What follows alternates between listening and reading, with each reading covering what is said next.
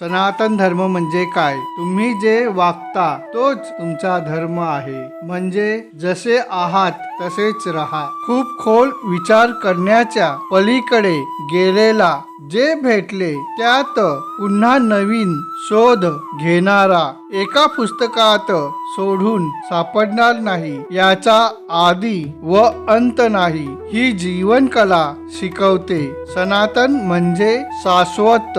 जो धर्म सृष्टीच्या प्रारंभापासून आहे तोच सनातन धर्म.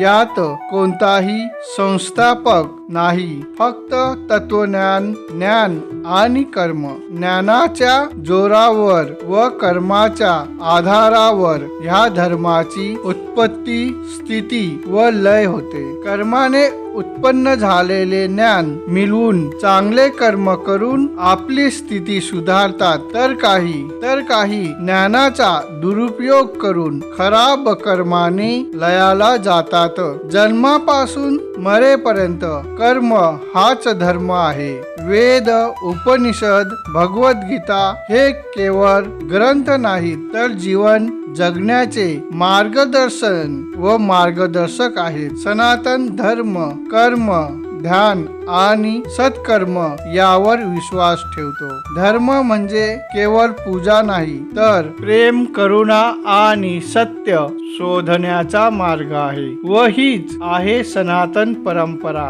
सनातन विचार आवडला तर नक्की शेअर करा.